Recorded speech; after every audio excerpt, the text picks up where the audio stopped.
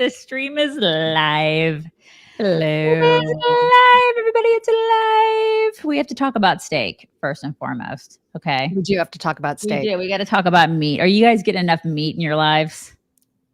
Good, solid, quality meat. Are you getting it? Because you really should. You really should be. I am. I'm getting enough meat. I eat it like every single day because I'm on a subscription plan. And the reason that I'm on a subscription plan is because I want to make sure I have it at the ready. And then I also want all the time.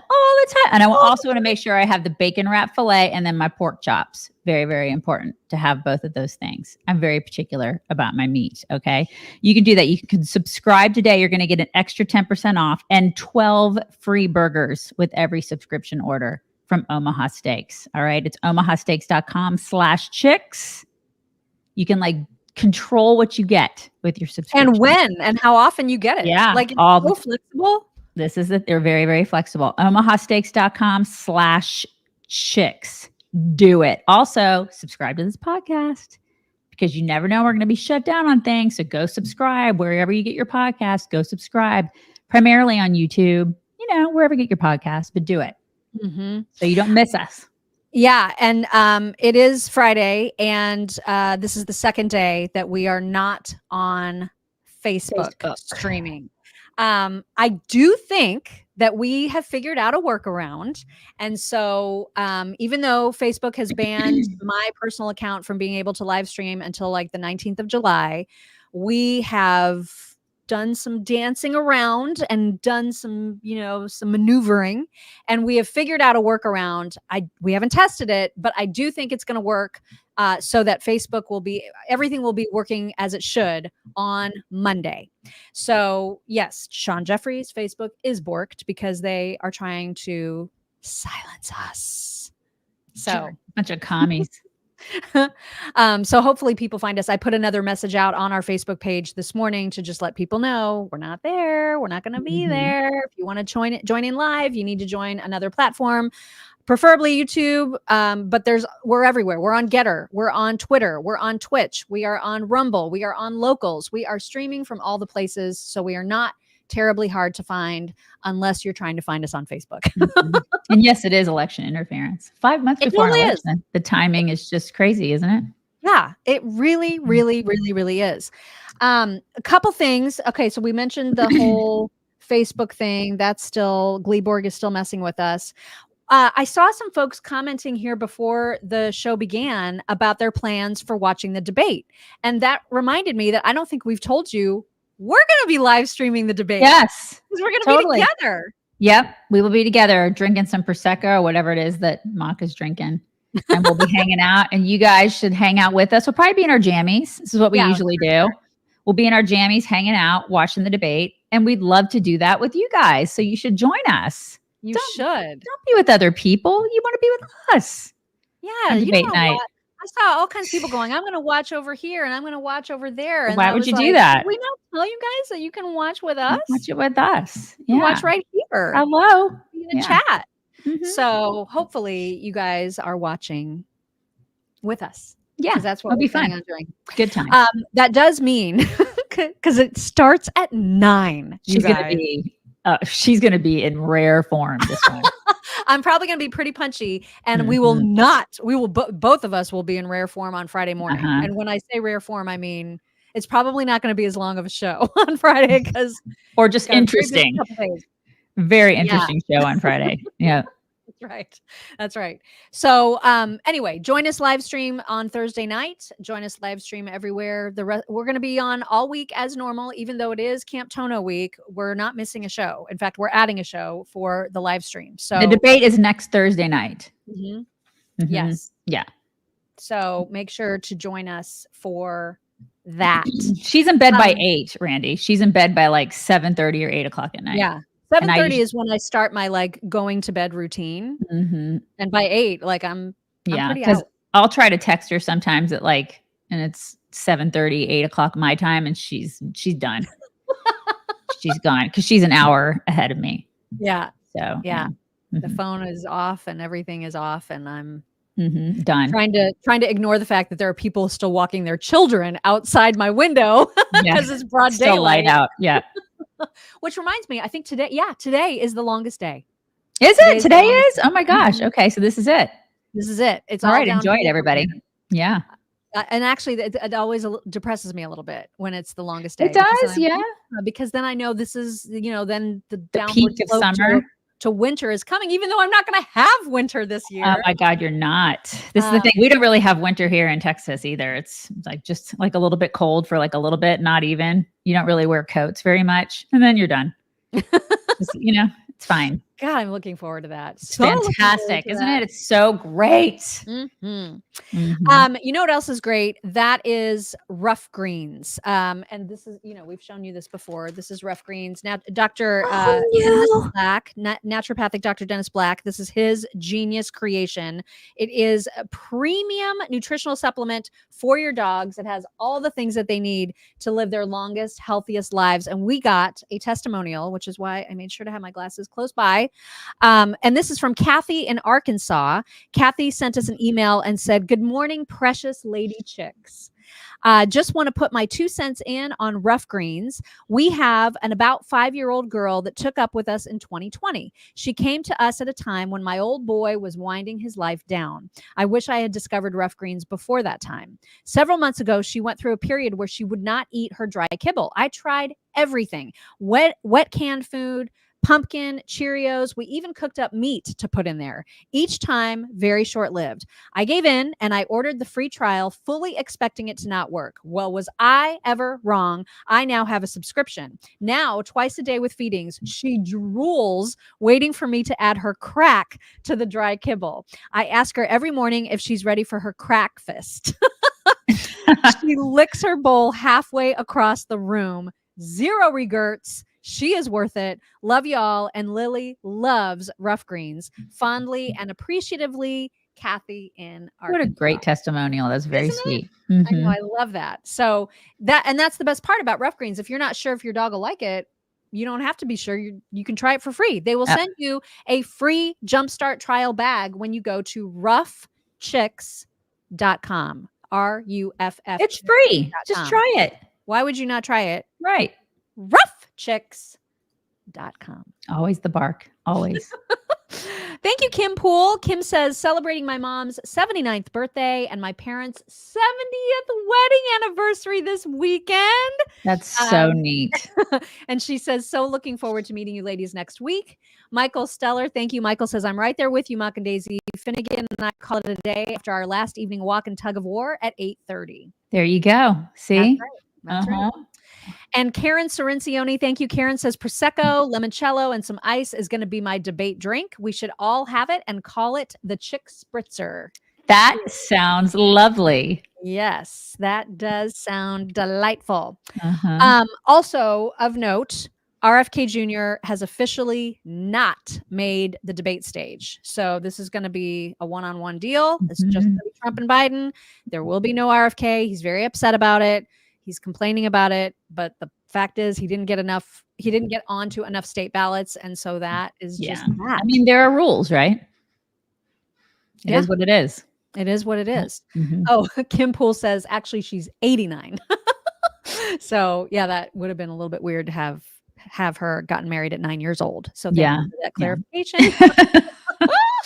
And Sherry Vieira, thank you. Sherry says, happy 30th birthday to my twin sons, Garrett and Andrew. Both grew up to be nice conservative men. Love them to pieces. Well, happy birthday. That is so sweet. Great names. Yeah, those are great names.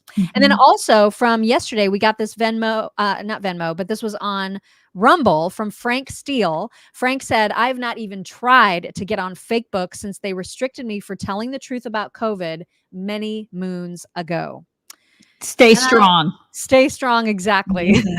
Exactly. Listen, the only reason we stay on it is because people do.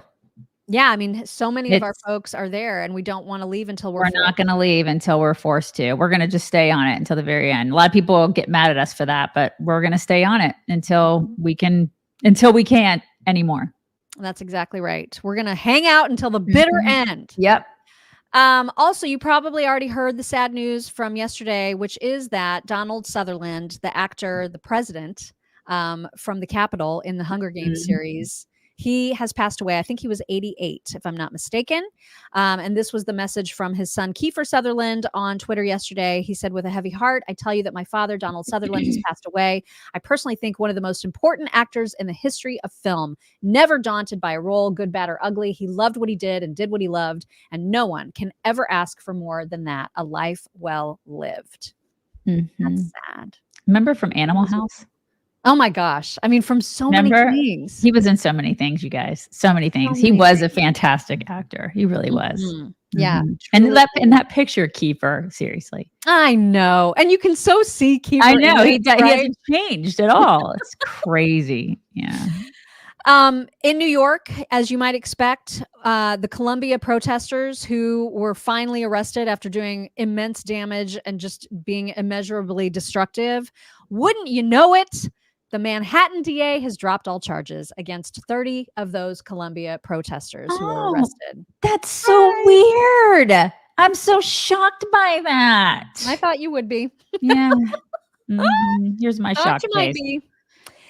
And then if you aren't angry enough about all the taxes you pay, all the wars you pay for, this cat is a communications director for a Democrat representative from Ohio. And he bragged and also doxed himself on Twitter yesterday because he got a letter from Joe Biden letting him know that his student loan has been canceled. And he makes over 90 grand a year. And we have just now paid his student loans off. Yeah, that's a weird flex. Don't you think that's a really weird flex on his part, isn't it? It's a little and it's so interesting because when you see his picture, it's funny because Gutfeld yesterday was like, what a lazy fat piece of crap, basically. I'm paraphrasing. Because this guy could very well, I mean, like his student loans were what, like a couple $100 a month? Not even probably for what he needed to pay back. It probably wasn't even, like, it's probably like $100 a month. He can't pay that. He can't pay that. Like, he just would rather us do it. That's the thing. Like his phone bill was probably more. He probably had power bills that were more than that. And he feels like he is entitled to other people's money. People that had never gone to college, he feels like he's entitled to their money to pay off his stupid student debt that he took on willingly. I mean, this guy's a douche canoe. I mean, honestly, I cannot believe that he's flexing about this. And he got ratioed so hard. So hard. As he should be. Hard. As he should be. It was brutal. It was absolutely brutal. And then also, please enjoy this t-shirt from Johnson's Barbecue in Plant City, Florida. They have t-shirts with their favorite Yelp review, which is a 1-star that says, "No vegan food here." It's the greatest. I love that. Isn't it perfect? It really is. Oh my gosh, that is just the best thing ever. The best. Love it, love it, love it. Thank you to Becky Lewis. Becky says, I just bought coat defense for me, my dogs, and horse. Love you, ladies. You're going to love that stuff. You are going to love it. Thank you very much for supporting our sponsors. Appreciate it. John Newbaum, thank you. John says a 14-year-old Cass County, Indiana girl where I live was kidnapped by 5 illegals who were taking her to Cali, but were caught in Missouri. I saw that yesterday. I saw it yesterday. And the only people that's really like Fox is reporting it, maybe some other like right-leaning conservative news outlets, but nobody else is reporting this stuff because they don't want you to know about it. Oh my God. So infuriating. Fuzzy Nutstein, again, best name ever. Fuzzy Nutstein, thank you. Fuzzy says, love you ladies. Take my money. We will. We will happily and gratefully. Thank you. And Jackie Luttrell, thank you. Jackie says, today is my birthday. Cheers to another year. Happy birthday. And then over on locals, CB Palaz sent a tip saying, celebrating my dad's 90th birthday on Sunday. He knows just about everyone in Elkhart, Indiana. So hope they all come to his party to say, hey, I'm from Elkhart, Indiana. Yes, she is. You tell your dad happy 90th birthday from me specifically. I don't know which high school your dad went to. I was an Elkhart Central girl. He may have been a Concord or Memorial guy. Now everything's all merged together. I don't even know how it works anymore. But anyway, tell your dad happy 90th. That is really cool. Happy birthday. All right. So let's get back into some things and some stuff. Debate, of course, we already talked about. That is happening on Thursday. And now all the news stations are starting to ask questions, give a lot of time to talking about the debate and prep. As you know, Joe Biden yesterday left for Camp David to spend 7 full days prepping for the debate. Miranda Devine posted on Twitter that the presidential no-fly zone alert is up for pilots. Joe Biden will be at Camp David for the full 7 days until next Thursday. He really takes debate prep seriously. Unbelievable. And Guy Benson suggested that perhaps Donald Trump needs to take it as seriously. Not that he's not, but he said Trump would be smart to take this process very seriously and be better prepared, more measured, and far less chaotic than what we saw in his disastrous first debate of 2020, which he lost badly. Okay. I mean, did he though? Did he really lose that bad? Did he? I mean, I think his diehard supporters thought it was fantastic. The way that he, because he is he's very talkative, bombastic. He was bombastic, yes. And aggressive and stuff like that. And so I think he will be more measured and calm in this one because he doesn't have a choice. 1 and 2, there's no audience. Mm-hmm. There's nobody. It's going to be very sedate in there. Yeah. Yeah, it's just the whole temperature of the place will be turned down. So it'll be more like he's going into sort of a business meeting and having a conversation with somebody in a business meeting. And, he probably has done a gajillion of those in the past. And so it's going to be a little bit different of a Trump than he is in front of an audience, a live audience, which he gets a lot of fuel from when he's in front of a lot. So, yeah, I mean, I think he's going to do great. I think Trump will do great. I mean, I hope he's also prepping. I hope he's doing some role play stuff as well, because this is not a friendly debate moderator. No. And you'll see a flashback that we'll show you in just a moment about that. But every station is talking about this. Van Jones and then a former Trump person were on CNN to talk about the debate and what they expect to see out of it, how important it is, and so on. Here is a little bit of that conversation. Oh, wait. I forgot to show you this. This was interesting. So Trump, apparently they drew straws on who gets to speak last in the debate. They flipped a coin to figure out who's going to pick which podium. And then whoever won the coin toss got to decide, do you pick the podium or do you pick who talks last? And Biden won the coin toss and decided, I want to choose the podium. So he chose to appear on the right-hand side of viewer screens. Why? I don't know that makes a difference at all. I don't know why that makes it give Trump the last word.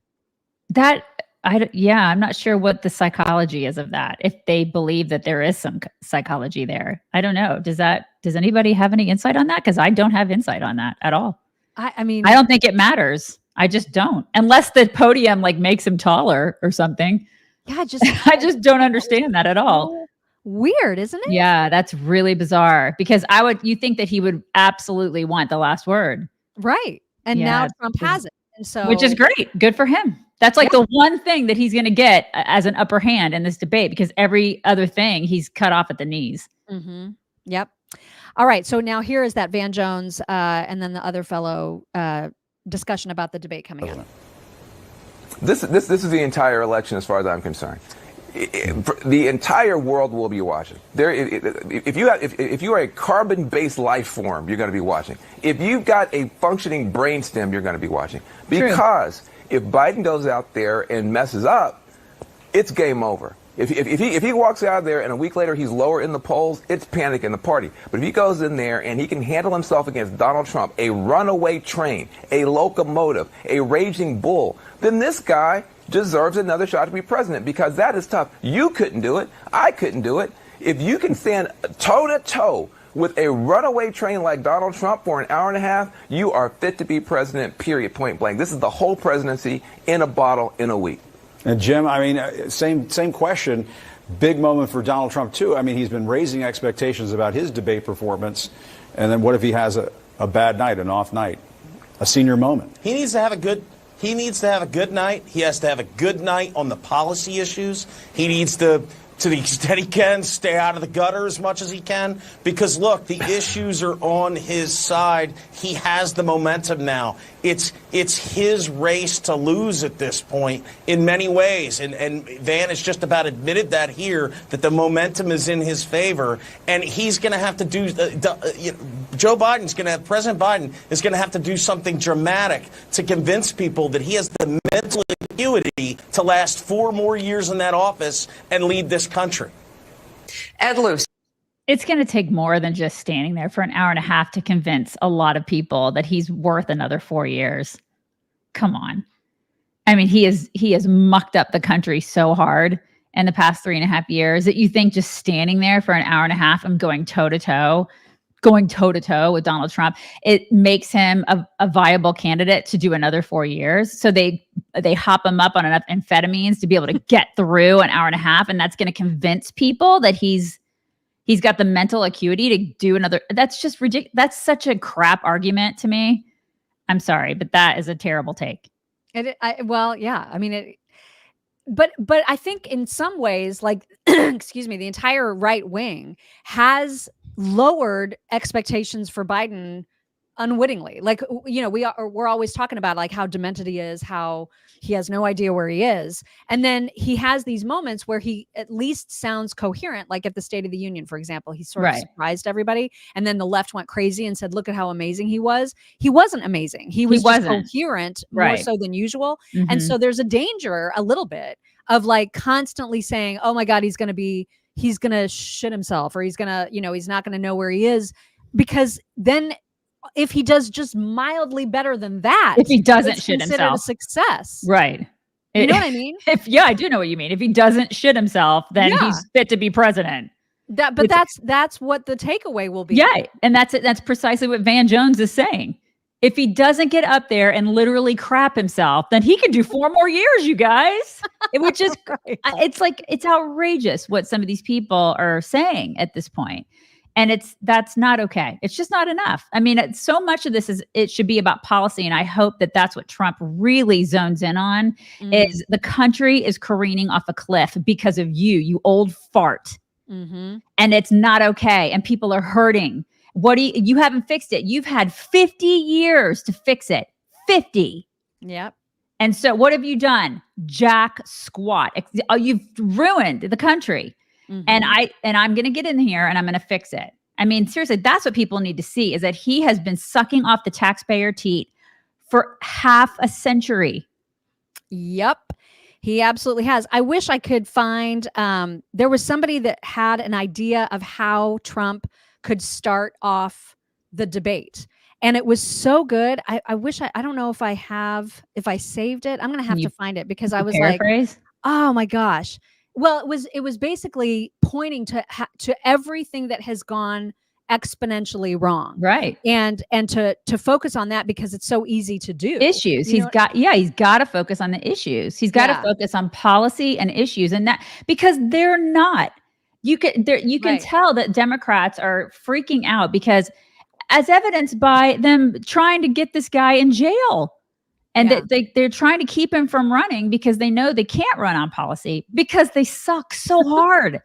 This is the thing. Democrats have nothing. So that's why they're trying to keep this guy in jail. He's a felon. I don't care. What have you done for me and my family? What have you done to this country? How have you made life better? Right. In any way. And here it is. I found it. So this was posted by the Maze on Twitter. And he suggested this be Trump's opening. Quote, America, before we start, I just want to say one thing.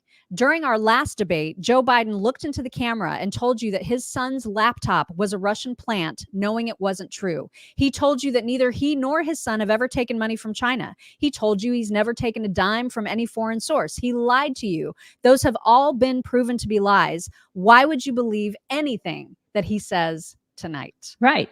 And on top of that, what he also should add to that is, over the past 3.5 years, they have told you that the border is secure. That inflation was transitory. Right. It's all lies. I mean, at some point, if a person lied to you that much that you know in your life, like say it was your spouse, you would divorce them. Mm-hmm. So what are you going to do with this guy? kick him to the curb, man. It's like enough is enough. Are you just going to keep taking it? These people are just masochists. Earlier in the chat before the show, or maybe right when we got going, you would notice that folks were talking about buying up silver. Like this is a really, really good time. It's a really, really good time to invest in precious metals or to convert part of, or even all of any of your IRAs or 401ks. The dollar oh my gosh, is in danger. It's in danger, girl. It is in danger. Right. And so you guys know, we've told you before that our favorite in terms of investing in precious metals is Birch Gold, hands down, because they make it so easy to understand the process. There's never any upfront fees. And it's obviously a really, really, really great time to buy into gold or other precious metals. And by the way, we are not the only ones that endorse and promote Birch Gold because they're the best. Let me just give you a little highlight reel of some other folks that do as well. They include Donald Trump Jr., Steve Bannon, Dan Bongino, Ron Paul, Megyn Kelly, Candace Owens, Dinesh D'Souza, Larry Elder, Jordan Peterson, Matt Walsh, Kirk Cameron. The list goes on and on and on. You have probably seen a zillion commercials for all kinds of different gold companies. There is no one, in our view, that's better than the folks at Birch Gold. And part of that is because they're so good at education. Right. And they do the education part for free. Yeah. So you have no risk and no obligation when you text the word chicks to 989898. All you're going to do, all that's going to happen when you do that is you're going to get a free information kit, which will make it super easy to understand how and why you might be interested in investing in gold with Birch Gold. So do that. Text the word chicks to 989898, and you're going to get your kit. You're going to get your info kit. Get it. Great. Let's see. I know I'm forgetting some folks. I think I said, okay, Bowl Now. Thank you. Bowl Now says, I'd like to say happy birthday to my beautiful wife, Lucy. She is 35 today and cooking her a steak dinner tonight. Daisy, little disappointed about not getting the boob job. LOL. I'm sorry. I disappointed you with my itty bitty titty committee once. Happy birthday. And Bo Mama 8, thank you. Bo Mama 8 says they'll have Biden on a full dose of Alpha Brain and electronic brain stimulators to prep him, but I don't think it's going to be enough. I honestly wonder what they give him. Same. You got to wonder what it is, you know? Same. Michelle Boyd, thank you. Michelle says toe to toe on Biden's terms. It is already swayed for Biden. It is. That's true. But good on Trump for being like, I'm doing it. Whatever. He's unafraid. The guy is unafraid. And he cannot be, he's a weeble wobble. Yep, exactly right.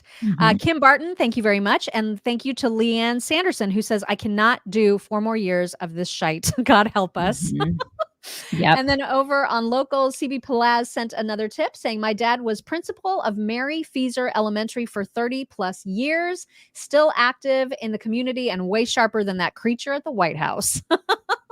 I believe it. That's so crazy. Crazy.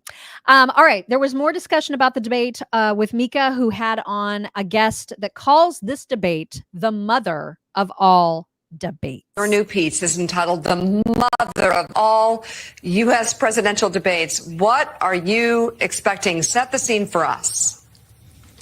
Well, the important thing, Mika, I think, is that the terms and the rules of next week's debate mostly suit Biden. They're the ones Biden requested. No live audience, which Trump, of course, needs and feeds off, so that's bad for Trump. Mic of the one not speaking gets turned off. They're muted. Ditto. And then there's 2 commercial breaks. I guess you could see them as, given both men's age, as bathroom breaks. But the interesting thing here is I think this is going to be one of the few presidential debates, this and the one scheduled for September, that could sway an election. I think this debate between Biden and Trump in what is an equally close election to those first 2 is hugely consequential. It's sky-high importance. And there are really sort of 2 parameters. One is we want not to be talking. Biden wants people not to be talking about his age, and he wants people to be talking about Trump's character. That's really the goal here. It's nice that Joe let Mika talk. That was nice of him. That's really sweet. Maybe he was on his bathroom break. Yeah, probably. So I feel like that's all Joe is going to do is point to his character and talk about. That's what they're prepping him to do right now is talk about what a horrible guy Trump is and how he's divisive and how he's a felon. Felon. You're a criminal. That's all he's going to go to. And hopefully Trump is preparing for that and how he's going to rebut that because this is obviously it's, political persecution and he's using the DOJ as a weapon and he can come back with that. And I hope that they are preparing him to come back with, this, everybody sees what you're doing and you're doing it because you're afraid of somebody getting in the White House and changing stuff. Your establishment is, there's so many ways that he could answer that question and not be bombastic. You know what I mean? Right, and not be because all of us know why they're doing this. And he represents a lot of us who are freaked out about what they're doing to our republic. And he needs to be able to answer it in a clear and concise manner and just go for the jugular, man.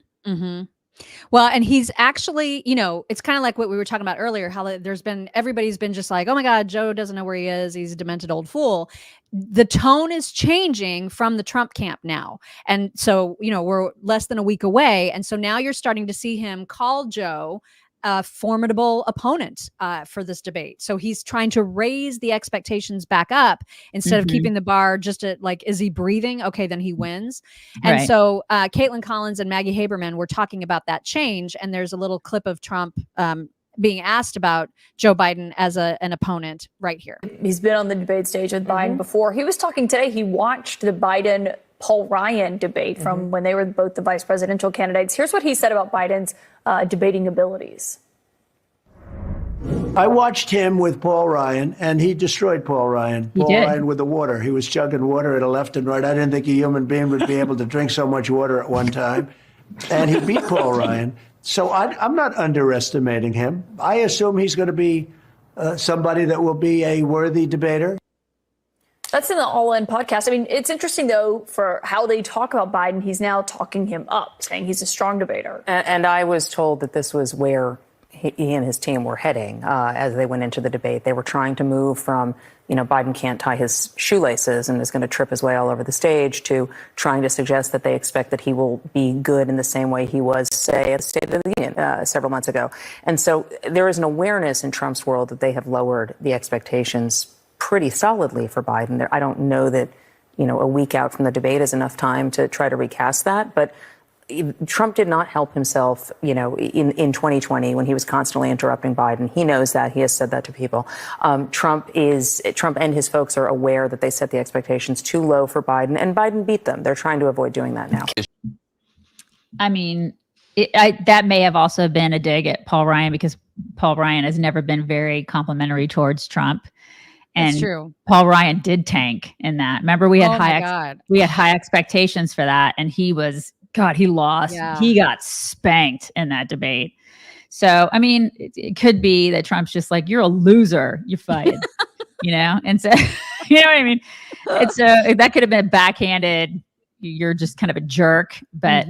On top of that, he did lose. And he shouldn't underestimate Biden because when he's hopped up on amphetamines or whatever it is he's going to be hopped up on, you don't know. You don't know what he's capable of. And you don't know what kind of prep they're putting him through. And he is going to come at him about all the felony stuff. And he's going to come at him about abortion. He's going to, you did this and you're taking rights away from people. And it's like he needs to be prepared for that sort of discourse. Yep, absolutely. Wanda over on Venmo just sent a note saying Trump needs to point out that all 56 signers of the Declaration were felons. Several went on to be president. It's a very good point. And Suzette Paramore, she says, I usually watch you live, but my brother has been visiting me this week, so we have been watching you at night on YouTube. Oh, and awesome. I hope I'm saying that's all I see. There might be more to that message, but that's what I see on my phone. And then also Donna Androne. Thank you. Donna says, hi, chicks. Does anybody think Biden will have the questions in advance and will be memorizing all of his answers at Camp David? That they will cheat. It's a good one. Oh, I think that Biden will totally have the questions in advance. But that'll look so obvious if he does, because he's so not capable, because he's not going to have an earpiece, or not allowed. You know, he can't have anything. He can't even have prepared notes. Like, he can have a blank piece of paper and a pen. That's it. I don't see him memorizing. I don't think he's capable of memorizing. I just think he's going to have the questions in advance. So he might know them generally. Generally, yeah, he'll know them. But he'll do the best he can. But I mean, just knowing the questions in advance is a huge advantage. Oh my God, for sure. Huge. For sure. And so, yeah, I totally think he's going to know. Michelle Boyd, thank you. Michelle says, to clarify, LOL, that does, hang on. To clarify, that does make Trump a badass. I don't know what I don't know what makes him a badass. Being a felon? Oh, maybe that's what that means. I don't know. Jose Rodriguez, thank you. Jose says, by bathroom breaks, he means diaper changes for Biden. Thank God it's Friday, Texas chicks. Thank you for that. FFS Jenny O, thank you. She says, as the boarded physician on this chat, one of them, I'd put money on them having Dementia Joe on Provigil or any other stimulant / amphetamine for that debate, just like they did for the State of the Union. Interesting. Provigil. Yeah. He's got to be hopped up on some sort of amphetamine. I totally agree with you. Yeah. He has to be. Yeah. Drew Elias, thank you. He says, we're felons against this government. Thank you guys very much for all that support. And then Casa Donata on Locals sent a tip saying, hi, ladies. I'll be celebrating 50 years of marriage next week. Love your show. Hoping you have a meet and greet in South Carolina one day. We absolutely will. Yeah. The timing of those is up in the air, obviously, but Texas and South Carolina are next. It will happen at some point. Yeah. Yes. And Judy Flood, thank you very much for that tip over on Locals. Appreciate it. So just to remind everybody, it's Jake Tapper and Dana Bash that are the moderators of this debate. Let's just do a little quick trip down memory lane of Jake Tapper when they called the race in 2020 for Joe Biden. This is your, journalist who is neutral and nonpartisan. Okay, this is what he said when Joe Biden won. And exacerbated by President Trump himself. It's been a time of several significant and utterly avoidable failures, most tragically, of course, the unwillingness to respect facts and science and do everything that can be done to save lives during a pandemic. It has been a time where truth and fact were treated with disdain. It is a time of cruelty where official inhumanity, such as child separation, became the official shameful policy of the United States. Oh, you got it. But now the Trump presidency is coming to an end. To an end. With so many squandered opportunities and ruined potential, but also an era of just plain meanness. It must be said, to paraphrase President Ford, for tens of millions of our fellow Americans, their long national nightmare is over.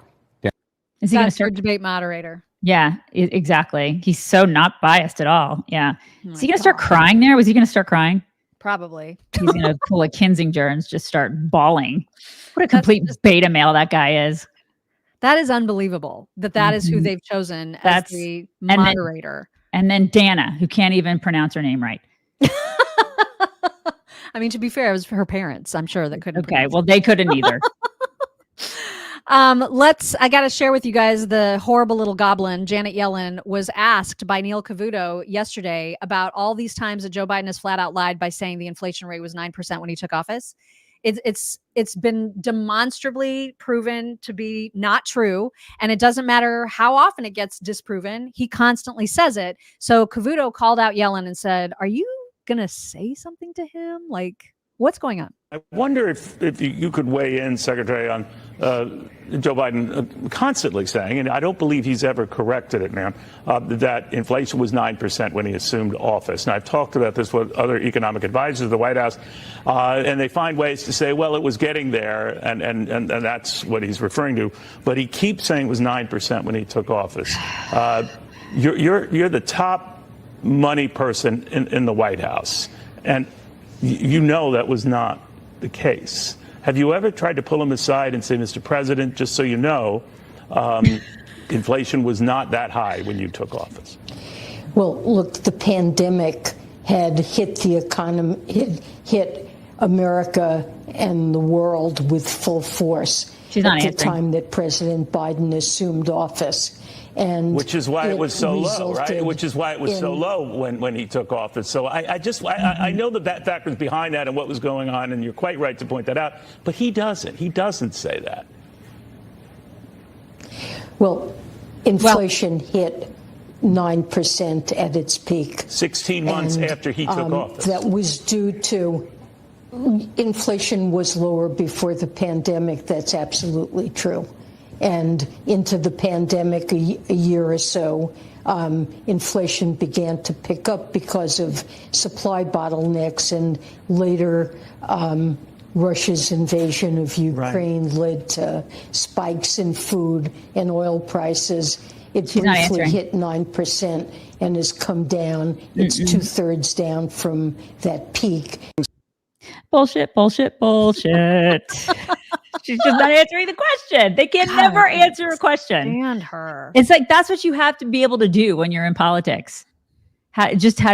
She never answered the question. Did you ever tell Joe Biden that he's full of crap? He needs to stop lying, lady. Hey, troll, tell the president to stop lying about the rate, because it was actually at 1.8 is what we saw, 1.8? 1.4. 1.4. God, 1.4. And stop lying. Oh my God. And she's like, blah, blah, blah, blah, blah, blah, blah. Stuff coming out of my pie hole. That's not what the answer is. Just answer the damn question. No, you didn't tell him to stop lying. You just lied along with him. Mm-hmm. That's what they do. It's God, what they these do. people. Also, there is, as you know, a horrific homelessness problem in California. I mean, like, it's bad, right? Mm-hmm. Bad. And so Gavin Newsom can't account for what the $10-15 billion that he's spent over the last decade or so. It's gone nowhere. No one, everyone is just like, I don't know. I don't know. And then, of course, we still have so many homeless. Well, in LA, they have decided to create a new giant fancy high-rise for the homeless. Here's the story about it. Known as the Weingart Tower. It's intended to help people currently without shelter on Skid Row. This will be LA's largest permanent supportive housing project. There is an entire floor of offices for caseworkers, and the list of amenities is pretty impressive. As you mentioned, there's a gym, an art room, a music room, and a computer room and library. People living here will enjoy 6 common balconies and a cafe. The $165 million project is receiving permanent financing from Proposition HHH, which voters overwhelmingly passed in 2016. The new tower is also receiving state housing funds and $56 million in state tax credits. That place will be trashed in 6 months. It'll be a complete shithole. It will be 6 months. I give it 6 months. I mean, listen, you guys remember your first apartment and what it looked like? I mean, maybe some of you, like, I don't know, have generational wealth. I did not, but my first apartment was like there was vomit in the hallways. Okay. I just remember, and I remember like my mom and dad coming to visit, and they were like, we need to go buy bleach. Like, this place is disgusting. And it was absolutely disgusting. I feel like you kind of have to go through that. Not saying, I mean, listen, I know these people are homeless, but like, I'm just giving a comparison. Like, my first apartment was so disgusting and gross. And like, but yet if you're homeless, you get luxury. Like, well, I should have just said, screw it. I'm just going to be homeless, and I'm just going to go live in a luxury apartment and just have everybody pay for my crap. You know what I mean? Like, I don't like, what is this? What are we doing? It's because there's no one. You heard them say California voters said, yes, we'll do this. To pay for this. And so you get what you get. You know what is the incentive to ever move out of there? What's the incentive? Why would you ever move out of there? They have a cafe and an exercise room and an art room and an art room, therapy or whatever. Oh my God. They're never leaving. They're never leaving that place, and it will be trashed. And I guarantee, and people will be doing drugs. And it's like, California's whack. It's completely whack. Because to hear that they voted themselves to pay for something like this is just okay. I mean, congrats. I just don't understand. It used to be, and we wrote about this in our book. It's like it's a handout now, not a hand up. You know what I mean? It used to be that, welfare and all of that, everything that's wrapped up in it. And this is a larger discussion. It's like we'd have to talk a lot about this, but it used to be that that's what you would do for people. You would give them just a little bit of a hand up, and they would be embarrassed. It used to be there was some shame in welfare. There was some shame in taking from other people. There's no shame anymore. Right. There's just absolutely no shame. Like I was raised, and they're entitled. right. I mean, I was raised with that notion of shame. Like if I'm down and out, I mean, there have been times in my life where I was doing worse and doing better, right? And the times that you're not doing so well and you're eating ramen noodles, like I didn't want to take money from other people. I was embarrassed to do that. There's shame in that. And homeless people, listen, I get it. There's some people that are homeless and they need help and you want to give them a hand up. But then there are some people who just feel absolutely entitled to take other people's money. And that's not okay. That's not the American dream. That's not what we're supposed to be doing for people. That's not a hand up. That is a hand out. And they will lay in that. That's a hammock that they will be laying in forever. And that's not helpful. Nope. C. Douglas, thank you. She says drug tests should be required before the debate. Yeah, I don't know why that's not a thing. It kind of should be a thing. Yeah, it won't be. Michelle Boyd said, LOL, badass because Trump is will no matter the rules. I need more bone frog. Yes. Juice Elias, thank you. He says that's not coaxer. It's lines of focuses factor. Focus factor? What is it? Focus is factor. I don't know what that means either. I don't either. I don't know. We're having some trouble right now. We need some translators in here. Leslie L. Thank you. Leslie L says, dude, anyone else tired of the start of every statement being look for that party? Right? That is such a standard. And let us be clear. Yes. I mean, you could not be more non-clear. Yeah. Let's see. Paula Gray. Thank you. Paula says, love me some COTR. Tuned my coworker Brandy on to COTR, and we can't get through one day without you while we work in the lab making slides. That's so Daisy, sweet. we live in the Dallas-Fort Worth area and want to take you to lunch. Oh Maki, come too. You in? I love that. I love so that so much. sweet. That'd be so fun. Lulu Diego 23, thank you. Lulu says he'll be at Camp David for that long to test medical intervention so he can stand, speak, and keep up with Trump. See you in a week. Love Kim it. Barton, thank you. Kim says Biden doesn't want to appear to be on the left of all the issues, so he chose the right podium. It makes sense to him. A lot of people are saying that he may be closer to the bathroom. Okay, well, that would make sense. Which makes complete sense. Maybe he needs to be close to a potty. Curio 23 says Trump needs to hire a mobile on-site drug test and get tested right before the debate and offer Biden a free drug test. Indeed. And then Amy Zakoyan, thank you. Amy says, watching for years. This is my first tip, but regularly support your sponsors, new and old, Cozy Earth, Healthy Cell, Bone Frog, Grunt Style, Omaha Steaks, My Pillow, Ruff Greens, Coat Defense, Gold. Love you girls. Thank you so much for that. So appreciate it. Let's see. Dana, our friend Dana Spain on Venmo said, good morning, beautiful gals from Northern California, where diesel for our RV tow vehicle is $5.69 to $7.05 a gallon. Wow. Oh my God. That's crazy town. And then Ivania Castle on Venmo also said, I didn't vote for that, but my vote is snuffed the moment my ballot is cast. She's probably in California. Yeah. Mm-hmm. Damn. I mean, that is freaking crazy. It is crazy. We need to worry about the state of Michigan when it comes to this election because the legislature there just passed the most ridiculous law. And you're going to see a video about this, but Democrats passed a new bill that changes a 70-year-old law and now prevents the Board of Canvassers from investigating election fraud. Why they're doing this is... I mean, if you think of the worst reason that you think that they would do this, that's the reason. I think we know. And then we all know. Is Michigan State Senator Jim Runestad talking about this after it passed, and he was not happy. The current law regarding the Board of Canvassers is very clear.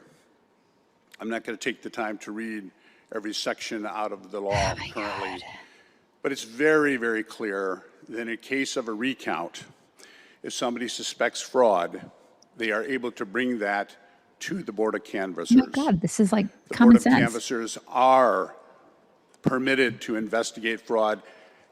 Contrary to everything I've been hearing on the other side of the aisle, in posts, the media not covering it, it is clear as a bell that if there's allegations of fraud in a recount, that the Board of Canvassers have currently the ability to investigate fraud. They also have currently the ability to subpoena. They have subpoena power. It's very clear in the law currently, despite what the other side says and despite the fact that the media will not print any of this for the public to be aware of. This bill, 603, removes that ability from the Board of Canvassers. Unreal. After 70 years of this bill, the Democrats have stripped out the ability of the Board of Canvassers to investigate fraud in a recount and to get subpoena power. And now you refer it off to these hyper-partisan individuals who will never prosecute this. This is an outrage that we have had this bill passed. I don't know what to do in terms of expressing to the people here in the state of Michigan why the Democrats are doing this now. 70 years of a bill that has worked well, and the Democrats stripped the provisions out to stop fraud. I think the people here in the state of Michigan know why the Democrats have done this today. Of course. Thank you. I'd like my comments printed in the journal. Of course we know why they're doing it. So they don't want you investigating voter fraud. They don't want ID. And then they want illegals to vote. Why do you think and they're they doing want this? just mail-ins and all the mail-ins ballot, automatic, Totally. all of it. I mean, Why- everything that you can think of to cheat, they're trying to do it. Yeah, they're cheaters and they're liars. And if God. you're on that side, reconsider what you're doing in life. For real. Seriously. Suzette Paramore on Venmo just said, the last part of my message was that my brother Paul says the chicks have beautiful eyes. Oh, that's so sweet. That's so nice. Very nice. sweet. Lori Weens, thank you. Lori says, as a former Californian, I was paid to relocate to Nashville in 2005 with a former employer, and you could not pay me to move back to California. She escaped. Nashville's a good place to be. Mhm. Great place. She says, my move to Tennessee is a total God story. And I tell people that I, quote, escaped before escaping became a thing. My move to, and then it just repeated for some reason. But that Beautiful place to live. Yeah. Tennessee is God's country. So and that means pretty. you're like in the same city as a Draper James. And that is good. Yeah. All that Miriam cares about. I love that store. She loves gingham, you guys. Gingham is her Julie thing. Robinson, thank you. Julie Robinson says millions of viewers, if they wanted to get rid of him, give him OD to have medical issue. Hang on.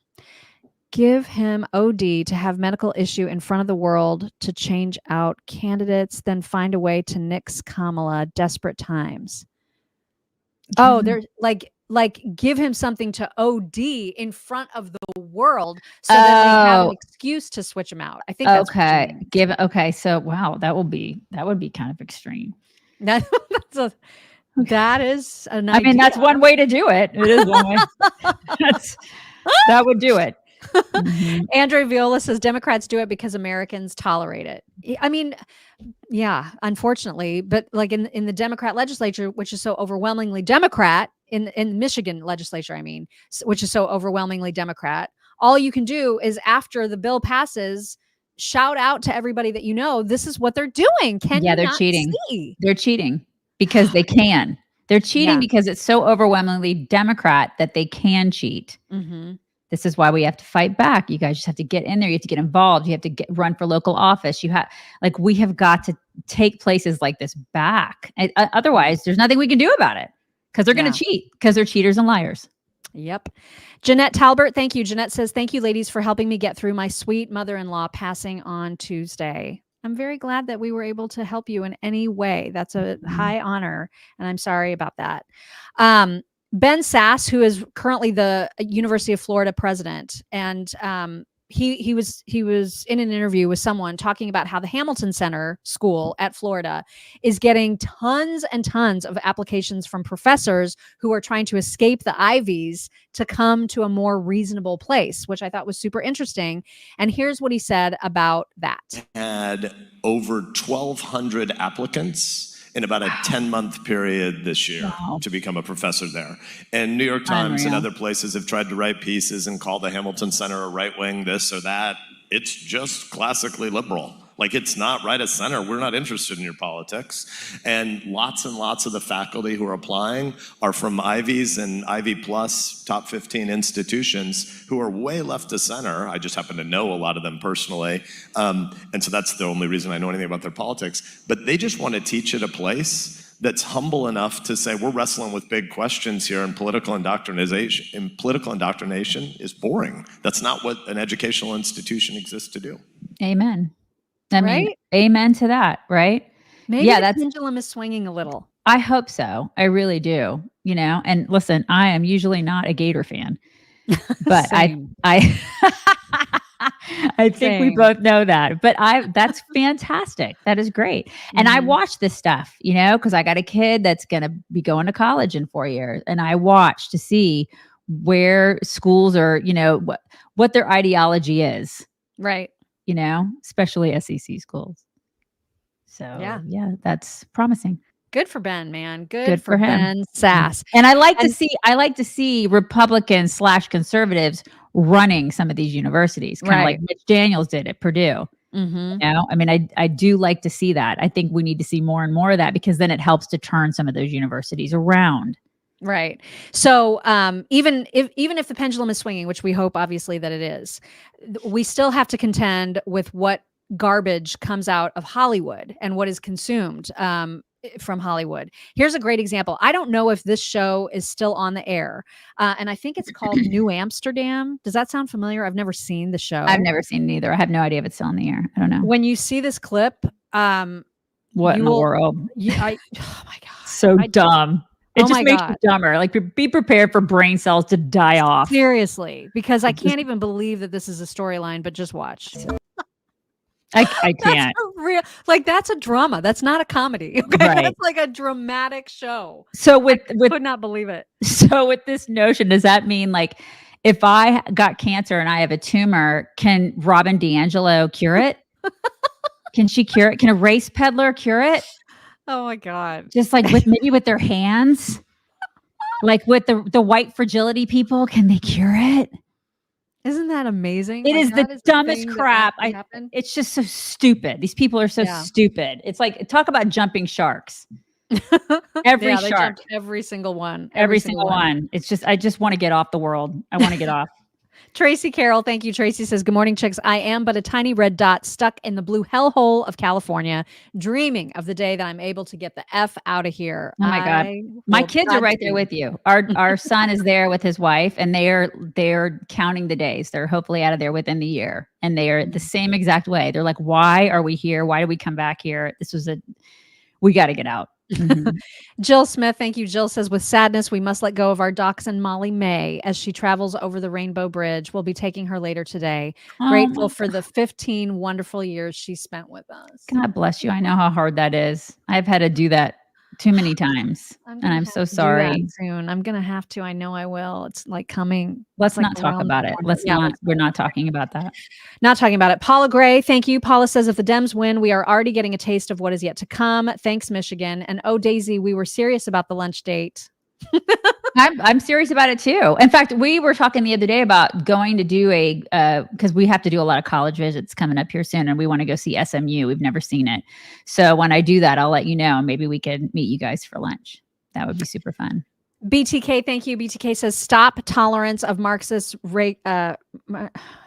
Stop tolerance of Marxists. Regain America. Yes. MAGA. Okay, I got you. I got you. I'm tracking on that one. Penny Purdue, thank you. Penny says, Biden chose that side, so we will naturally see him first. We read left to right. Love you, COTR. I watch all the time on Facebook. First time super chatting.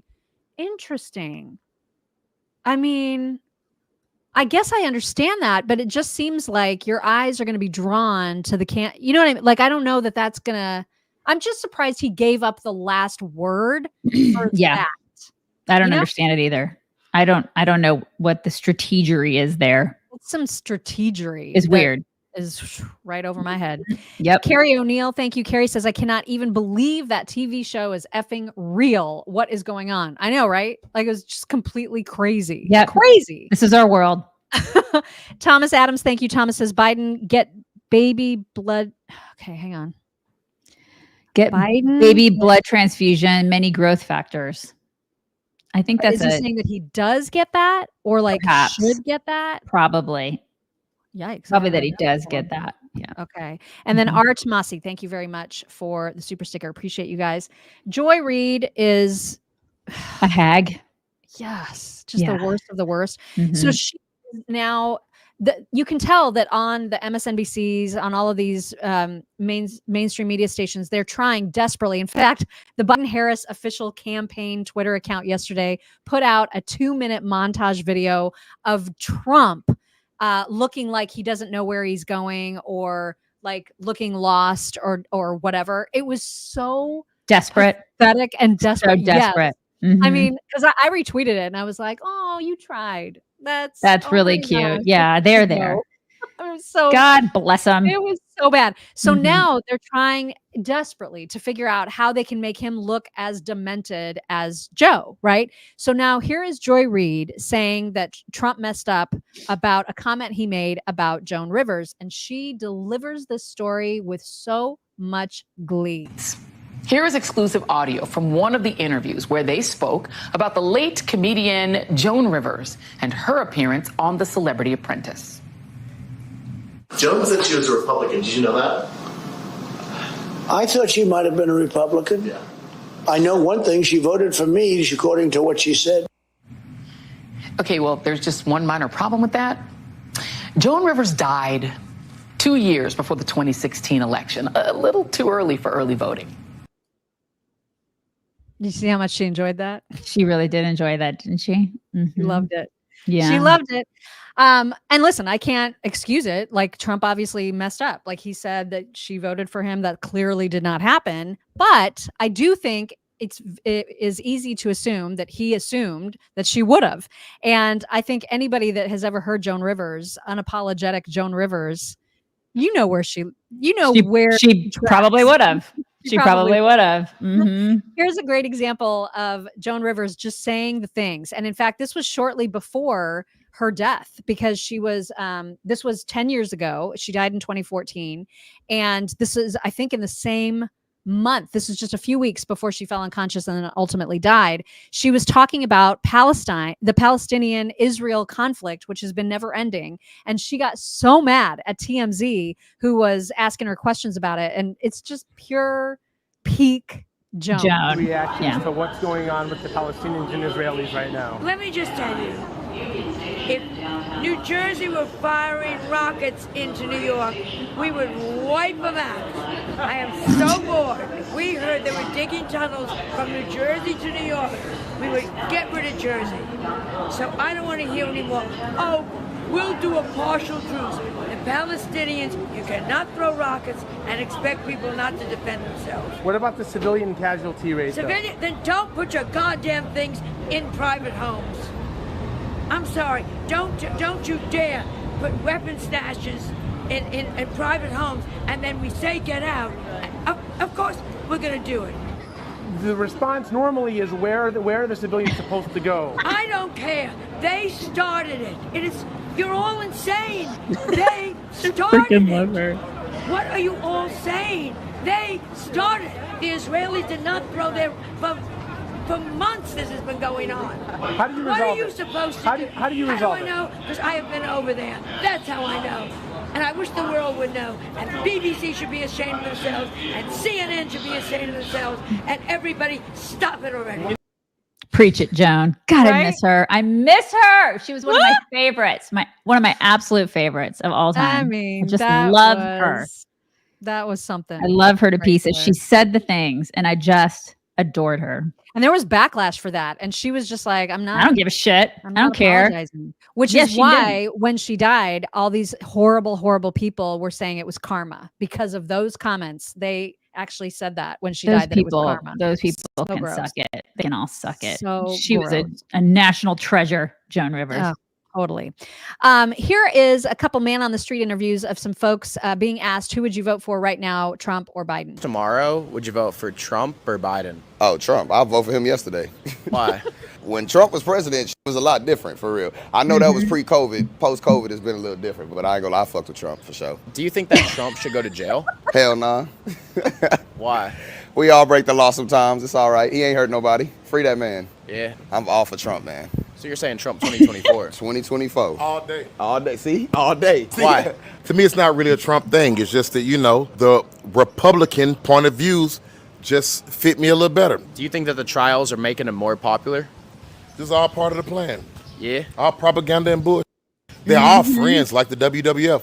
Trump, Biden, Obama, they're all friends. This ain't nothing but a series. You get a chance to write, direct, produce, and star in your own episode of life. I'm for the Trump point of views because, I mean, to me, he's just a businessman. Everybody that talk against him, talking personal. Nobody's even talking politics. I think he's a pretty good politician because he's not a politician. He might be a narcissist. And as far as that racist shit, everybody got motherfuckers they can't stand. And to be honest, he can't stand the same type of motherfuckers he can't stand. And they're not black, they're not white, they're not Hispanic. He can't stand bitches and niggas. It's 4 kind of people on this planet. 4 kind of adults. Men, women, bitches, and niggas. And every race has them. He's not really down with the bitches and niggas. I'm tired of them too. And when he was here, nobody was out fighting the war. Him and Dennis Rodman killed the shit with the dude in North Korea. Kim Jong-un. He was the first president to go to North Korea. Everybody was getting money. Yeah. It was cool. I'm Mr. Nobody, and I was balling. You know what I'm saying? Shit was cool under his watch. He was real. He was doing his job. What I liked about him the most is the things that regular people hate about him the most. He was real. He told you how he felt. He could have lied like other politicians just to make you like him. One thing about him, you know what you're dealing with. You heard it here first. God, I want to be friends with those guys. Right? I know. They were so great. Yeah, I just want to sit down. I want them on our show. Can we get them on our show? I love them. All the things. Greatest. That was philosophy right there. Those guys are philosophers. It was poetry. It was poetry. Fantastic. Amy Zakoyan, thank you. Amy says, by the way, now my second tip after all these years, I now feel famous because Mock said my name and you both thanked me. It's what we do. We try to do that. We're givers. Here on the Chicks on the Right show. We're just givers. Karen Elliott, thank you. Karen says, not sure I can watch the debate without saving for a new TV first, as I will end up with things thrown at it before it's over. We're going to have to control ourselves too. It's going to be tough. She said, I heard they'll be seated before the cameras roll. Love you all. Is that right? They'll be seated before? Well, I heard that Biden wanted to be seated. He doesn't want to stand the whole time. But did he get is that happening? Do we know? Well, I guess we're going to find out. But I mean, I don't think he can stand the whole time. That's probably true. Andrea Viola, thank you. Andrea says people who die vote Democrat all the time. They are diehard Democrat voters for sure. Amy Floyd says talk about video manipulation. What was that about? I don't know. I don't know what we were playing that made her say that. I'm not sure. Was it? I don't know. I don't know either. Sorry. Was it in response to Joy Reid? I don't know. Maybe. I'm not sure, but thank you. Appreciate it. This is a video. This is old. This is when Trump was president and he was giving one of those prayer breakfast speeches, I think it was.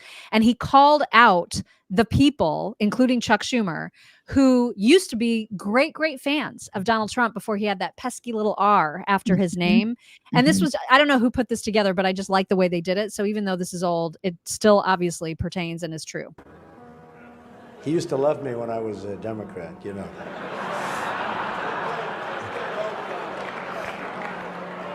And a special hello to all of you in this room who have known and loved me for many, many years. It's true. It's true. It is true. The politicians. They've had me to their homes. They've introduced me to their children. I've become their best friends in many instances. They've asked for my endorsement and they always wanted my money. And even called me really a dear, dear friend. But then suddenly decided when I ran for president as a Republican that I've always been a no good, rotten, disgusting scoundrel. And they totally forgot about me. But that's okay. That's okay. Yeah. It's okay. Yeah. And in the back of his mind, he's like, I'm going to kick all your asses. I love that. It's really not okay. It's not. It's not okay. But good No. for him for just being like, whatever. But I do love the fact that he calls them out on their bull crap, on their on their two-faced, lying, cheating bull crap, which is exactly what they are. They're two-faced. These people are, this is what you see is not what you get. Yeah. Jamie Levine, thank you. Jamie says, can Trump use that for an ad? Love his point of view. I mean, it is good stuff, right? Yeah, it is. Yeah. Shelly Eppington, thank you. Shelly says they want him seated before the debate starts so that we don't see him walk in. Oh, that makes sense because they don't want us to see extra shuffling. No, you're right. There's a lot of, that's right. That is a great point because Biden will shuffle and Trump will swagger. Exactly. And Karen Barnes over on Venmo says, hi, ladies, you might need to stock up on some Prosecco for the debate. Looking forward to meeting you both next Saturday. By the way, Joan Rivers is still alive. LOL. I wish. I know. God, I wish. I did not realize that this was a Trump. It's not a tick. That's the wrong word for it. But like a Trump trait, I guess, that he says bing, bing, bong a lot. She's so excited about this, you guys. So excited. This. Somebody put together a montage of all the times that he has said bing, bing, and bong, bing, bing, bong. And he says it about like all kinds of things. And so that is why this is so fantastic. We can say, oh my God, that's the only thing you can say. Awesome. Like, isn't it? Hashtag bing, bing, bong. I just love that. That's I don't so know why, great. but I do. I just How can you not want him as your president? How can you not? It's winning. It's winning. Hashtag winning, bing, bing, bong. So come on. Yesterday we showed those horrible vermin who decided to paint over Stonehenge. God. So now we're seeing at least one of them up close and personal. This person, and I don't even know what to imagine the gender is. I have no idea. But this person looks exactly as you might expect. And this is prior to the vandalism. This is this person saying, this is what we're going to do. My name's Neve. I'm 21 and I'm a student at the University of Oxford. Today, I'm taking action with Just a World to demand that the UK government commits to signing the Fossil Fuel Non-Proliferation Treaty. This person, so punchable. To punchable. stop burning fossil fuels by 2030. To refuse to do so is to warrant death, destruction, and suffering on an absolutely immense and immeasurable scale. Today, we'll be taking action at Stonehenge the day before the solstice. For thousands of years, people have come to Stonehenge on the solstice to celebrate our natural world, to celebrate the beauty of our natural world. But I can't help thinking, what does it look like today and what the heck have we done to it? These stones have stood here for 5,000 years. What will the world look like in 5,000 years' time? What will our legacy be? It's becoming ever more clear that we end the fossil fuel era or the fossil fuel era ends us. I cannot stand this individual. Oh my God. It's like, I hate capitalism. Look at my Patagonia t-shirt. Right? I noticed that too. I was hate like, it. Seriously? Yeah. It's like that t-shirt probably cost that individual like $80. I hate capitalism. I hate it. Down with capitalism. Actually, my daddy bought it for me because I live at home and I'm never leaving. God, what an idiot. I don't even know what this, it's boy, girl. I don't know. It's hard to say. Is living at home with mommy and daddy, and they're funding all of this crap. Actually, the WEF is probably funding a lot of it too. Just can't. You know, he hangs with Greta. You know, that's one of his besties. God, these people are insufferable. Nobody likes you. You're not changing minds. You're insufferable. You're detracting people from your cause, and people are just mad. And so you don't get to talk about people appreciating the natural beauty of the earth while you try to destroy it. No. You don't get to do that. Amy Floyd, thank you. Amy says the media is trying to make Trump look unfit. They are. They're trying desperately, and it is not working. And you know, plus leaps and bounds in better condition than Biden. Oh my God, so much so. Plus, going back to Patagonia, it needs to eat a burger. I know. So like it's so little and like and weak, and I don't. It's like you need to stop being vegan. Listen, I know this. There are probably some vegans out there, but like, it doesn't look good on that individual. It does not. It doesn't. And then speaking of the trans weirdos, one of our digital folks sent this in our chat yesterday. I don't know what it is, it's like it appears to be some sort of a ritual. Protect your ears. Watch out. Here because it comes. I don't know what this is.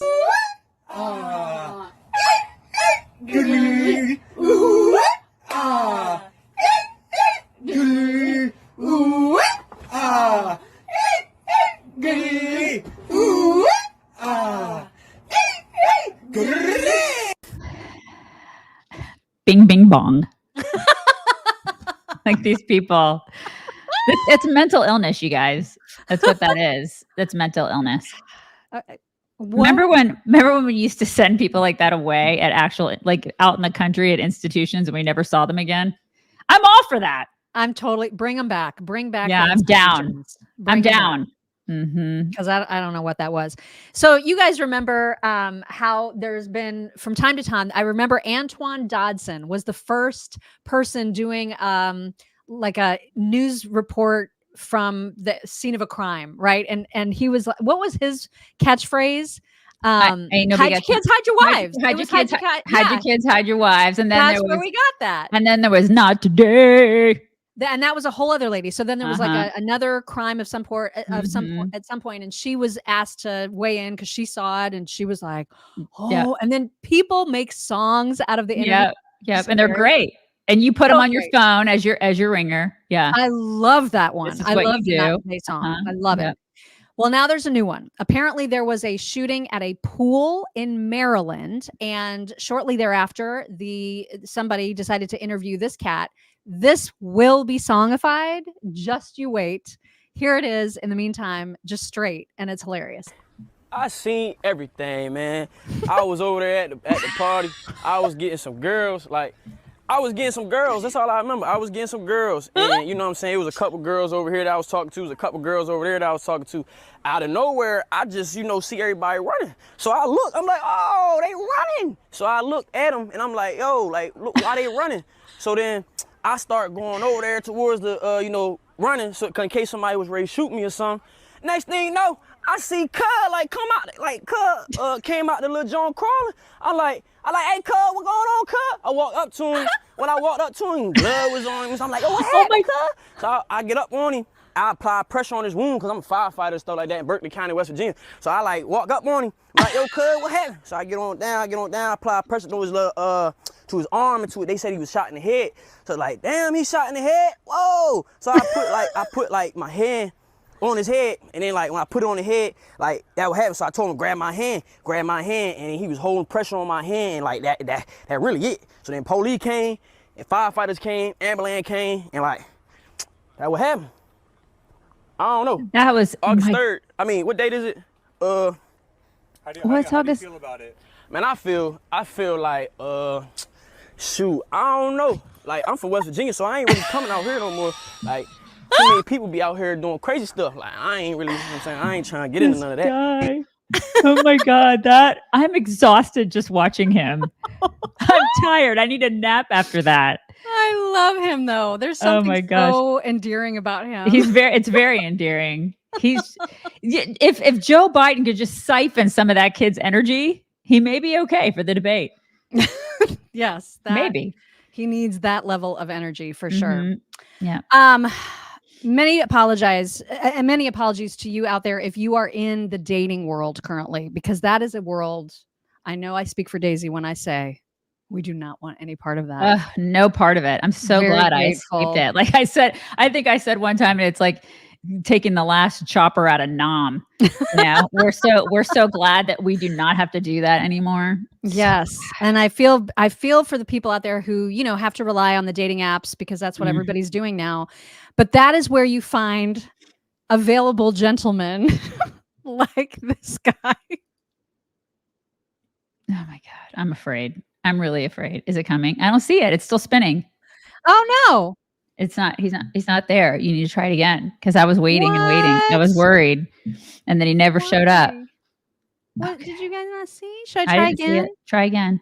Okay, here he comes. Maybe the breeze in your sunny day. Let me be be the sky for your clouds. Let me be the pool for your waterfall. Let me be the verb for your noun. Let me be the shore for your crashing waves. Let me be the bricks in your wall. Let me be the soil where your garden grows. Let me be the one. Let me be the one. Let me be the one you truly love. That's a real thing. I'm going to go ahead and stay for myself. I'm going to go ahead and I'm going to pass on that. Thanks. It's so much longer. I could have shown you so much more of it. It's like, listen, I'm not trying to be mean, but that is some serial killer vibes happening there. Right? Or at least the guy that we always play from TikToks where that like, guy that's the comedian. It's like blessings. Blessings. Blessings. And he's got the gold chain. He's so gross. And the turtleneck with the gold chain over it. Swipe right and let me know. Blessings. Oh my God. That was just oh my God. I'm good by myself. Thanks. Well, and I know everybody needs eye bleach after that. So because of that, I do have a rock star video for you, one of his famous voiceovers. And this is so cute. Let's take a bath. You gonna take a bath? I took one last month. Come on, we need to take a bath. I'm good. Come on. Oh my God. It's bath time. I love him. Let me tell you something. Wait. Let me tell you something. Hold up. Hold up, man. Let me just tell you. Hold up. Oh my God. Can I tell you something? Wait a second. Let me just tell you something. Wait. I know, but wait, man. Wait. Let me tell you something. Stop. Help. Oh my God. So true. That is so true. That's Theo going into the bathtub. I love it. He's just, let me tell you something. I just need to tell you something. Oh my God. Oh my God. All right. Now it is time for your DDs. Okay. So this is just a sweet little story from Shaquille O'Neal. It's just I just liked it and I wanted to share it with you guys for the weekend. So you have a soft spot for homeless people? I do. How come? So one day, and this is another reason why I don't complain, playing against the New York Knicks, have a terrible game. So my father calls, bring your tail home. So I come home, we land late. Be here tomorrow at 0500 a.m. Like, what? You heard what I said? Yes, sir. So I go home, wake up 5 a.m. We get in the car, we're driving. And if my father don't speak, you don't speak. You don't speak until you're spoken to, ever. So I said something, and he's like, what? So now he's upset. What, you couldn't handle the pressure? I couldn't handle the pressure. And so now he's very upset. We ride, and we, under this bridge, it's a homeless family. And he's sitting, he turns the light off, and they're sleeping in a little tent. And we're just sitting waiting. 5:36. Around 6:30, the guy comes out. And my father said, that's pressure. And then the wife comes out, and then the two babies come out. He said, pressure is when you don't know where your next meal is coming from. I'm tired of you rich, spoiled athletes not performing to your level and then saying you can't handle the pressure. You don't know what pressure is. You still get paid after a bad game. It's not pressure, this is pressure. I think Shaquille had a good daddy. He did have a good daddy. He had a good daddy. There's a little healthy fear there. But he had a healthy fear. But he had a good daddy who taught him what was important. And I think that's priceless, right? Yep. So I just love that story. Jose just sent a super sticker saying, let me be the one, in my low monotone voice. Don't be like that guy. Remember that song? Let me be the one. Remember that? You guys don't remember that song? I don't. That was actually playing in my mind when I saw that super sticker. I don't know who sang it though. You guys can tell me who sang that. It was like an 80s song. Julie Wolf, thank you. Julie says, bless y'all and all the COTRs this hot weekend. And a reminder to be thankful. If you can walk, use your hands, work, drive, move, thank God and love the life you have. Agreed. Amen to that. Agreed. Expose. Yes. I knew you guys would come through for me. Yes. We're running long today. I just let you know that because now it is time for us to schlong. And schlong today is about putting stuff in your face. 2 videos to share with you. The first is of clearly a Botox clinic and all the clinicians who work at the clinic they partake in the Botox. So whoever is running the camera is asking all the people that work in this office, how old are you and how many units are in your face of Botox? I guess that's how you get it, is you say, I need however many units. I don't know. Or they tell you however many units you need, I guess. Okay. So that's what you're about to see. And so we'll show that. And then there's maybe 2 women in there that I think look okay. Everybody else looks like a complete freakazoid. Well, there's a 23-year-old who I don't even know what's happening there. So you guys will see that. It's kind of terrifying. And clearly it's not just Botox that they have, but the fact that they're like, oh yeah, I've got 1 million units. I have 500 units and this is what I do. Yeah. Oh my God. Watch. Nikki, how old are you and how many units of Botox do you have? Do I really have to answer how old I am? 41. 32 units. Emma, how old are you? 22. How many units of Botox do you have? 32. Jody, how old are you? 55. And how many units of Botox do you have? 64. Lauren, how old are you? 24. And how many units of Botox do you have? I have 104. I have 40 in my masseters and 64 in my face. Jesus. Jess, how old are you? I'm 34. And how many units of Botox do you have? I have 34 units. Dr. Cruz, how old are you? I'm 44. And how many units of Botox do you have? 76. Oh my God. Kyla, how old are you? 34. And how many units of Botox do you have? I have 28 in my face and I have 25 in each of my trapezius muscles to help with migraines. Desmond, how old are you? 23. And how many units of Botox do you have? 60. Wow. Kristen, how old are you? I'm 41. And how many units of Botox do you have? I have 56.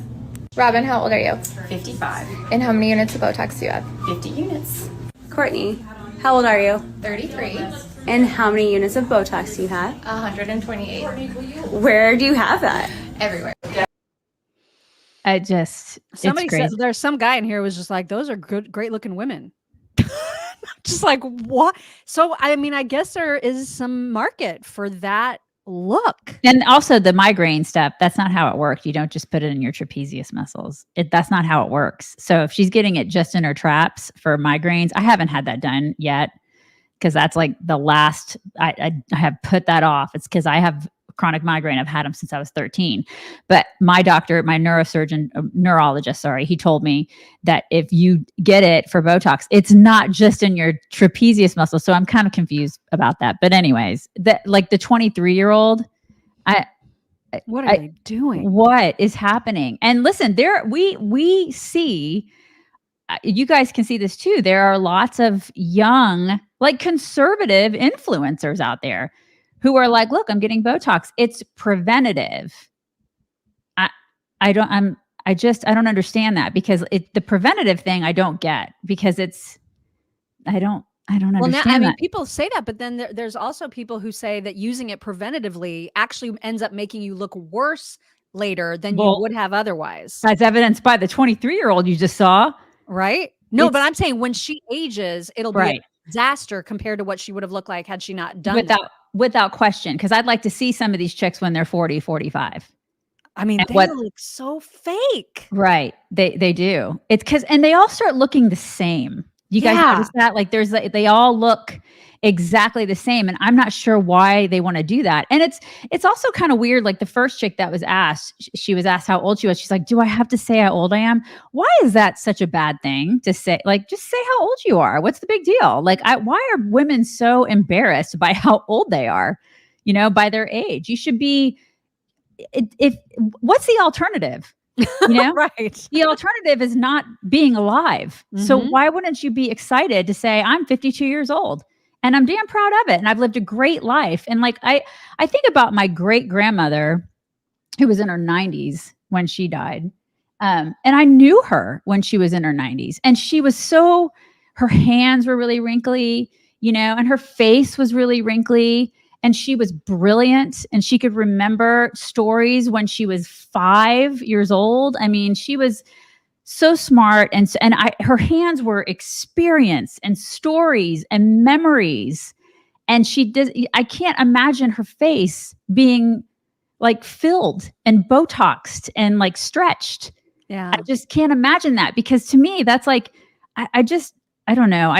want her to look any other way than like my great grandmother. I wouldn't want her to look like one of those freaks. I know that sounds mean, but that is, I remember her as she lived a life. You know what I mean? She lived a very rich, full life, and it showed in her face and in her hands and everything else. And I don't know why we can't just do that. Age. Like, yeah. Why? And it makes me sad for my daughter who is 14, not so much for my daughter-in-law and my stepdaughter who are older, who are 34 and 30, because they kind of get it, because they don't do this stuff and they get it, and they are a little bit, they're not on social media they don't care so much about this stuff. And they're like, I'm not touching this crap.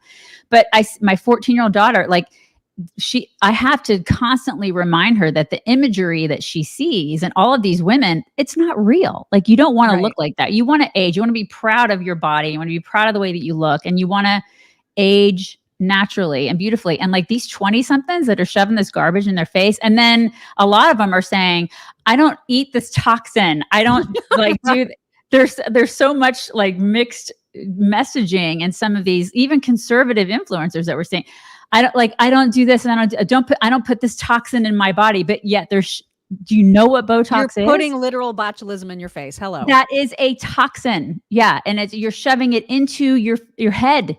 And so, and for what? Because why? Because many of them, so many of the ones who are like, you can't tell if someone has had Botox, or you can't tell if they've had filler. We just saw how they all start to have that same weird, like shiny, not moving, non-expressive look. And I don't know why anybody wants it. I just think it is so ridiculous and over the top and silly. But Botox is a whole category. The filler is the worst. The doctor in that office looked awful. Like, if I ever got to a point where I was like, I think I want to try some Botox, and I went to that clinic and saw her, I would be like, bye. Because you clearly don't know how to do this in a natural way. I would run like the wind, but I wouldn't do it anyway, because it just age, you guys, and then make that the standard, the beauty standard. Yeah, make like aging naturally the beauty standard. We've lost our way. I think we've lost our way a little. Like, that's the thing. I know some people probably do it, and that's fine. But I just, when I see 20-somethings doing it, and like that has become the norm because they just cannot stand to have one line on their face. It's like, what are we doing? Like, what are you trying to accomplish? What are you trying to erase? Are you trying to erase memories and life and experience and wisdom and all that? And just, that's your life. Your life is on your face, you know? Yeah. I even have to try to embrace this guy right here. What do they call those? The 11s or whatever? I guess the 11s. When I'm driving, I look in the rear view sometimes, and I have the biggest wrinkle right there just from being angry driver person. But I want to be able to express myself and raise my eyebrows and look like a normal human being, and not hide the fact that I've been around for 55 years. Right. And I'm not going to, and 50-year-old women are not going to look like 20-year-old women. And I'm not sure why 50-year-old. Yeah. I don't know why 50-year-old women and 70-year-old women want to look like 20 and 30-year-old women. It's weird. Yeah. And I think again about my great grandmother who was in her 90s. Do you think she wanted to look like a 50-year-old woman? No, hell no. She didn't want to look like a 50-year-old woman. She wanted no part of that. She just wanted to be, she was grateful to be alive and sharing stories with her great grandchildren. And I hope I get to be able to do that, you know? There's apparently a reality show, one of the it's Love Island. I don't know what channel it's on or whatever, but there was a plastic surgeon was asked to look at pictures of the cast from Love Island and guess what they had done and what their ages are.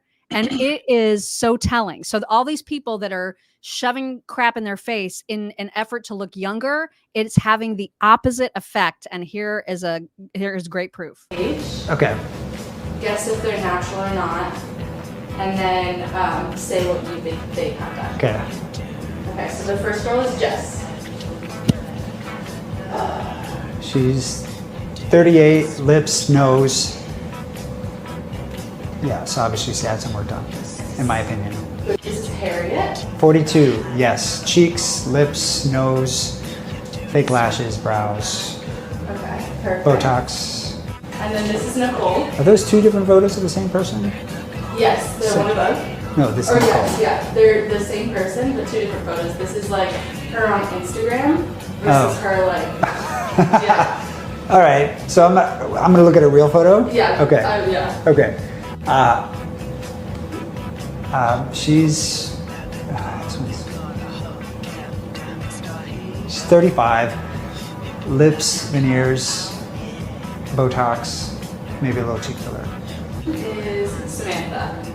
Wow, 32, they do all look lips, the same, don't they? Veneers, nose, cheeks. Do you want to hear their Botox. ages just for fun? Oh my God, I can't Okay, wait. so Samantha is 26. Oh God. Wow. Nicole is 24. Oh my God. Harriet is 24. Oh my God. And then Jess is 25. Get out. Yeah, I mean, obviously I don't watch this show. Maybe I should, but this is crazy. Yeah, I mean, I think that, you know, plastic surgery and injectables done incorrectly can make you look older. So, boy, that was really off. In their 20s. Oh my God. God. They look so much older than what they are. And imagine what they're going to look like in 15 years. Right? They're Oh, just going to man. look wrecked, man. It's going to be bad. Just It's live gonna your be life. Like bad. eat well and exercise and live your life and get some wrinkles, man. Like just Oh my God. it looks like I think of the women who have aged gracefully. Like there are some, like look at Audrey Hepburn. How absolutely gorgeous she was. You know, not any, just, she's just a perfect example of a woman who is just absolutely beautiful and beautiful when she was old, you know? Like my mom. Like your mom, you know? And they're just, and I mean, you will too, you know? I hope Some women just have really good take after genes. that. Some of us have to work at it, you know, and have to put like extra cream on, you know, but still like, this is the thing. So I just wish we would embrace that more and teach our girls that that's, you know, we should do that. We should just do that. Teresa Chacon, it's Chacon, Chacon on Venmo, said, I am a lab chick in the Dallas area too. I want to go to lunch with y'all. So That would be fun. Back to the other. Well, we're going to have to plan a day where we can do that. Like an afternoon. PETA88. Thank you. PETA88 says, Daisy, my niece Juliana is living her dream. She swims tomorrow in the 50-meter free in Indy at the Olympic trials. Oh my Prayers and gosh. cheers for her as she strives to reach her personal best. That is amazing. My husband and my So daughter cool. were just there this past week. They were there watching the trials. It was just such an experience for Gwen, but that is amazing. The 50, that's awesome. I'll be thinking about her. Wonderful. Paula Gray, thank you. Paula says, I was in the dating world for 6 years, worst 6 years of my life. Thank you, Lord, for finally letting me meet someone normal. It's tough out there. That's what we hear. Can't even imagine. Kimberly Ennis, thank you. Kimberly says, I turn 60 tomorrow, 0 units. Good Love for it. you. Love it. Sandy Stokes, thank you. Sandy says, Jimmy Buffett saying, wrinkles only go where the smiles have been. I've smiled lots in my nearly 65 years. I love that. Yeah. Love it. Love it. Eugene Heiger. Thank you. Eugene says, I get Botox shots, not for looks, but for the spasms I get in my face every day. Botox shots are not for everyone. They are very painful. My son used to have them. Thomas did went in his, whatever these are, these tendons to try to loosen it because of his cerebral palsy. He's always like this. And we tried Botox injections to release those muscles. It was always temporary anyway, and it didn't really help for at all. So we just stopped doing it. And sometimes people use them for sweat. Like if you sweat too much, I've heard that with some women. If you sweat too much, they can inject them into your sweat glands. I don't know. Wow. I don't have that problem, but I've heard of that too. So I mean, it has different indications, but and like I said, I've never tried it for migraines, but some people say it helps with migraines. Some people say it doesn't, just like any other thing. Yeah. Can you guys hear Ella snoring? It is so loud. Oh my God. Can you hear it? No. Can you? I can't. Okay, everybody be quiet. No. Yes. You did hear that? I heard a little bit, yeah. She's so sleepy. She snores. She's so snory. Okay, you guys, it is time for my Pillow Toks. Only just a few today. And there's some good ones. So you know how you and I both, we are not fans of bridges. Like bridges, I hate going over bridges. I hate them. So many where I'm moving and I'm getting good luck better with that. at them. I'm getting better, but like still terrified. And really the ones that I'm moving to aren't as scary somehow because they don't have like those giant steel cage, like they're just like open. They're just open, right? They're just open. They just look like roads, kind of. But this, I have never seen that. I showed this to my husband yesterday. I think this is in Japan. It's the steepest bridge in the world, and I am terrified just looking at it. Look at this. This is the Ishima-Ohashi Bridge in Japan. It is located in West Japan over Lake Nakami and looks more like a roller coaster than a road. The bridge is 1.7 kilometers long and reaches a height of 44.7 meters. It is said to be the steepest bridge in the world and has been known to make people feel nauseous. No. Driving over this bridge certainly makes your journey a thrilling car ride. No. Thank you, but no. How is it over water? Is it over? Yes, it's over a lake. Oh no, thank you. No way. Hell nah. Hell to the nah. No. Oh my gosh. Terrifying. I would never leave my house. I just wouldn't leave my house. Yeah. Speaking of snoring, look at what this guy did to his wife. Oh my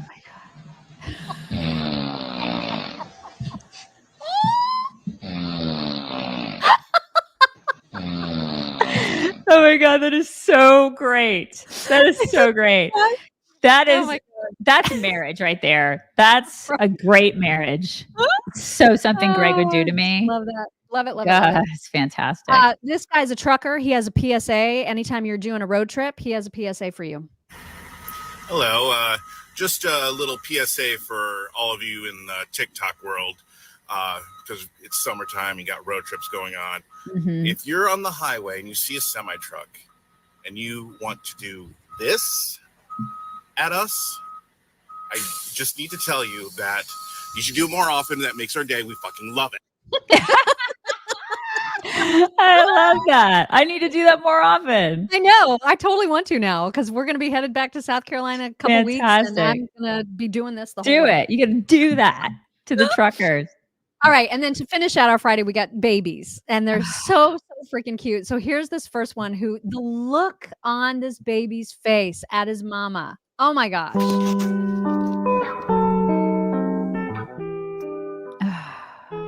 Look at that face. Oh my God. He's like, I love you, Mom.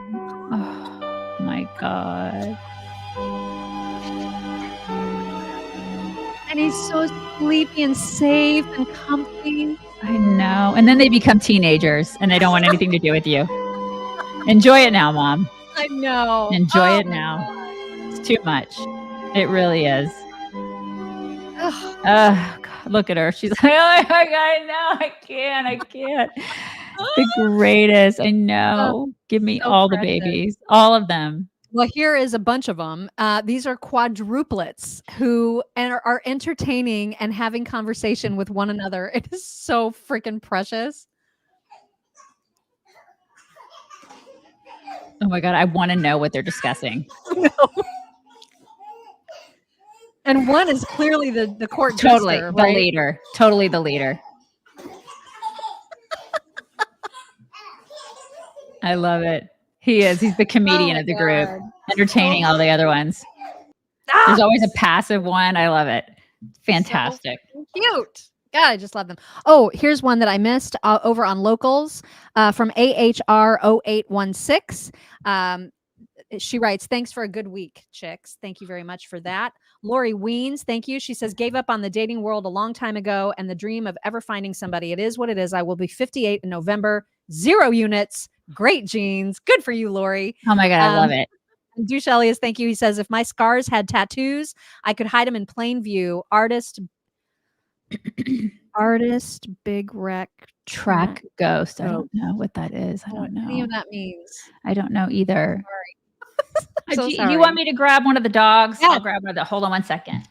Yes, all of them may come in. Hold on. That's all right. That's all right. and I better make it so we can see the whole view.